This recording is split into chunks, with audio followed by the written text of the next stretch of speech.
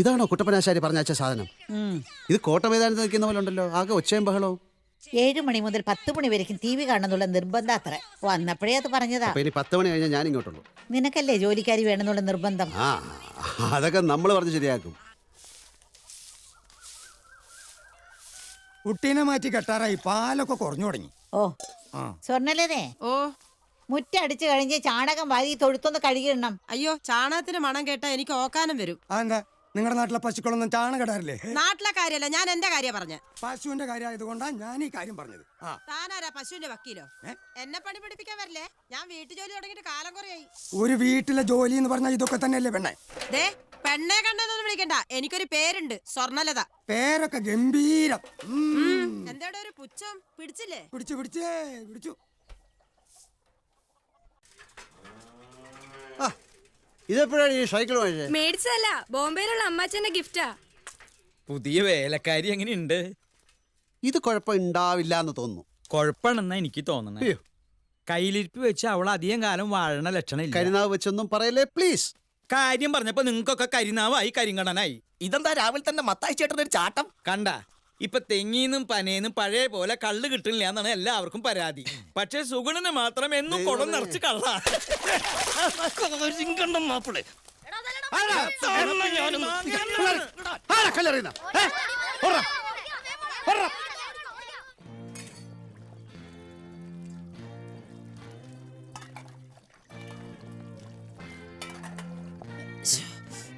ഇതെന്താ അമ്മേ, ഇതൊക്കെ ചെയ്യാൻ വേണ്ടിയല്ലേ ഒരാളെ നിർത്തിയിരിക്കുന്നേ? ഇതൊക്കെ എനിക്ക് ചെയ്യാവുന്നതേ ഉള്ളൂ.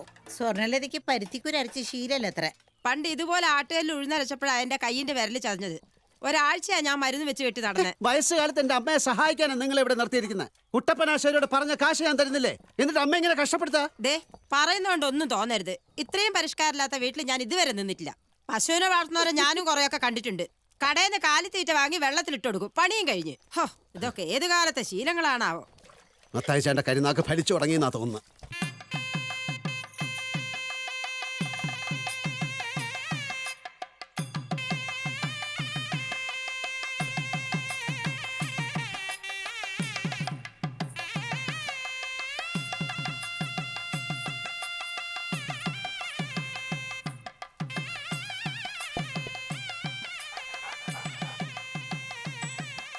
എഴുന്നേക്ക.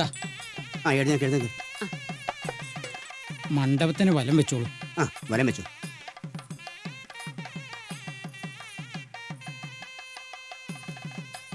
ഇങ്ങോട്ട് നീങ്ങി നിൽക്കും. ഭഗവാനെ മനസ്സിൽ ധ്യാനിച്ച് ഈ മാല അങ്ങ് ചാർത്തിക്കോളൂ.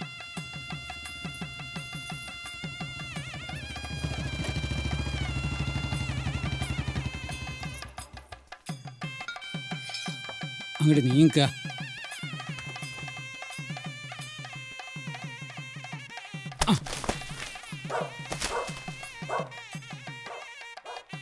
ശുഭം. ദോഷങ്ങളെല്ലാം തീർന്നു. ഇനി മണിയെ നോക്കിക്കോ. മണി പോലുള്ള ചെറുപ്പക്കാര് ഈ മുറ്റത്ത് വന്ന് ക്യൂ നിൽക്കും. ഇതെന്താ സംഭവം? ഒന്നുമില്ലെന്നേ, ഒരു ചെറിയ ദോഷപരിഹാരം. വരുന്ന ആലോചനകളൊക്കെ ഓരോ കാരണം കൊണ്ട് മുടങ്ങുന്നു. നോക്കിയപ്പോ അവളുടെ ജാതകത്തിന് ചില പ്രശ്നങ്ങളൊക്കെ ഉണ്ട്. എന്നാ പിന്നെ അതങ്ങ് തീർന്നോട്ടെന്ന് വെച്ചു. നീ എന്നാടാ ഇത്രയും വലിയ വിശ്വാസിയായത്? പണ്ടീ നളിനിയെ തട്ടിക്കൊണ്ടു പോരുമ്പോ ജാതകോ പൊരുത്തോ എന്തെങ്കിലും നീ നോക്കിയിരുന്നോ? അല്ല, അത് പിന്നെ അന്നത്തെ ചുറ്റുപാട്. അല്ലെങ്കിൽ ഈ പ്രേമ വിവാഹത്തിന് ഒരു ഒറ്റപ്പൊരുത്തേ വേണ്ടു. മനപ്പൊരുത്തം അല്ലേ മണിയേട്ടാ? മനപ്പൊരുത്തം നല്ലോണം ഉണ്ടായിരുന്നു. ദേ, ഇവള് ഹിന്ദി വിദ്വാന് പഠിക്കുമ്പോഴാ ഇവൻ എന്റെ കുഞ്ഞമ്മാവന്റെ പറമ്പിൽ ചെത്താൻ വരുന്നത്. 3 കൊല്ലം പ്രേമിച്ചിട്ട് ഒരു ഈച്ച പോലും അറിഞ്ഞില്ല. ഇവളുടെ കല്യാണ നിശ്ചയത്തിന്റെ തലേന്നാ 2 പേരും കൂടി ഒളിച്ചോടിയത്. ഒളിച്ചോടാൻ ധൈര്യം തന്നാരാ? ഈ അമ്മുക്കുട്ടി എടുത്ത് തന്നെ. അല്ലെങ്കിൽ തീവണ്ടിക്ക് തലവെക്കാൻ നിൽക്കായിരുന്നില്ല രണ്ടാളും. അപ്പോഴാ ഞാൻ പറഞ്ഞത് ഗുരുവായൂർ പോയൊരു താലിയും കെട്ടി ഇങ്ങോട്ട് പോന്നോളാൻ. അതുകൊണ്ട് എന്തായി? മരിക്കുന്നത് വരയ്ക്കും കുഞ്ഞമ്മാവൻ എന്നോട് മിണ്ടിയിട്ടില്ല. ഇനിയിപ്പൊ അതൊന്നും വിസ്തരിക്കാൻ നിൽക്കണ്ട. അല്ല, ഈ വാഴ കല്യാണത്തിന് സദ്യ ഒന്നുമില്ലേ? സദ്യയൊക്കെ നമുക്ക് ഉണ്ടാക്കാം, നീ കേറിയിരിക്കേ. എനിക്ക് ഇത്തിരി ജോലിയുണ്ട്. വീട്ടിൽ പണിക്ക് ഒരാളെ നിർത്താൻ ഒടുവിൽ അമ്മ സമ്മതിച്ചിരിക്കുക. നേരം ഒരുപാട് കണ്ടീഷൻസ് ഉണ്ട്. പ്രായം 50-ലും മേലെ, സൗന്ദര്യം ശരാശരിയിലും വളരെ വളരെ താഴെ എന്ന് വെച്ചാൽ ഒരിക്കൽ നോക്കിയാൽ രണ്ടാമത് നോക്കാൻ തോന്നരുത്. കല്യാണ പെണ്ണ് കയറി വിളിച്ചോ? എടീ സുനന്ദേ, ദോഷങ്ങളൊക്കെ തീർന്ന സ്ഥിതിക്ക് നല്ലൊരു ചെത്ത് പയ്യനെ അന്വേഷിക്കട്ടെ. ആദ്യം സ്വന്തം കാര്യം നോക്ക്, എന്നിട്ടാവും മറ്റുള്ളവരുടെ. നമ്മൾ സന്യസിക്കാൻ പോവല്ലേ? സ്വാമി അജയാനന്ദ സരസ്വതി. ഓ,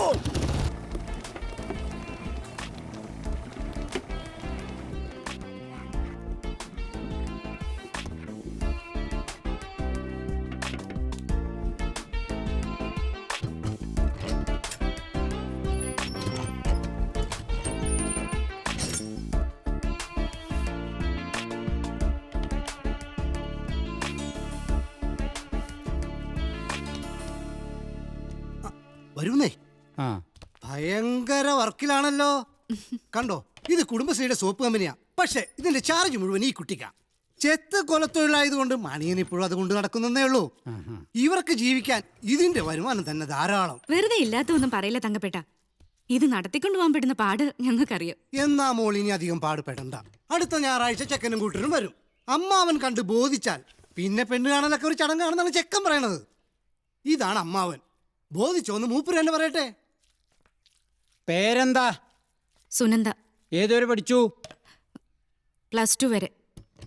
അത്രയും മതിയെന്ന് ഇവളങ്ങ് തീരുമാനിച്ചതാ. അല്ലെങ്കിലും വെറുതെ പഠിച്ച് സമയം കളഞ്ഞിട്ട് എന്തിനാ? ഒരു മിനിറ്റ് ഈ കുട്ടി വെറുതെ ഇരിക്കുന്നത് ഞാൻ കണ്ടിട്ടില്ല. ഇതൊക്കെ കഴിഞ്ഞ് സമയം കിട്ടുമ്പോൾ വനിതാ സംഘത്തിലെ തയ്യൽ ക്ലാസ്സിൽ പോവും. പഠിക്കാനല്ല, പഠിപ്പിക്കാൻ. അപ്പൊ പിന്നെ ബാക്കി കാര്യങ്ങള് ഞങ്ങൾ അച്ഛനായി സംസാരിക്കാം. ബ്രോക്കറെ. ഓ തങ്കപ്പെട്ട, ഏ മൂപ്പർക്ക് ബോധിച്ചോ? പിന്നല്ലാണ്ട്. അപ്പൊ എനിക്ക് ബോധിക്കണ്ടേ? ഇത് പുളിങ്കൊമ്പ. ചെക്കന് പൊള്ളാച്ചി ചന്തയിൽ പച്ചക്കറിയുടെ ഹോൾസെയിൽ ബിസിനസ്. നിന്ന് തിരിയാൻ നേരമില്ല. ടാക്സി ഓടുന്ന 2 കാറ്, ഒരു ലോറി. അച്ഛനും അമ്മയ്ക്ക് ഒരൊറ്റ മോൻ. അച്ഛനെ ലേശം ഓർമ്മക്കുറവുണ്ട്. എന്തിനും ഏതിനും അമ്മ വേണം. ആ അമ്മ കഴിഞ്ഞ ആഴ്ച ഒന്ന് വീണു. പരിക്കൊന്നുമില്ല, ഒരു വശം തളർന്നുപോയി. അതാ ഈ കല്യാണം പെട്ടെന്ന് നടത്താന്ന് വെച്ചത്. സുഖമില്ലാത്തവരെ നോക്കാനാണെങ്കിൽ ഒരു ഹോം നഴ്സിനെ നിർത്തിയാ പോരെ? സ്വന്തക്കാരോളം വരുമോ ഹോം നേഴ്സ്? സ്വന്തക്കാരെക്കാളും നല്ലതാ. നിങ്ങൾ അവരോട് പോയി പറ, കല്യാണം ഒന്നും ഇപ്പൊ കഴിക്കണ്ട, കാശ് കൊടുത്ത് നല്ലൊരു ജോലിക്കാരിയെ വെക്കാൻ. അപ്പോ നമ്മൾ പൂജ്യം പരിഹാരമൊക്കെ നടത്തിയത്? അത് അച്ഛന്റെ വട്ട. അച്ഛന് സമാധാനം ആയിക്കോട്ടെ എന്ന് വെച്ചിട്ടല്ലേ ഞാൻ ആ കോമാളിത്തരത്തിന് നിന്ന് തന്നത്. തങ്കപ്പ ബസ് വരണ്ടേ? ചെല്ല്, ബസ് തെറ്റണ്ട. തങ്കപ്പ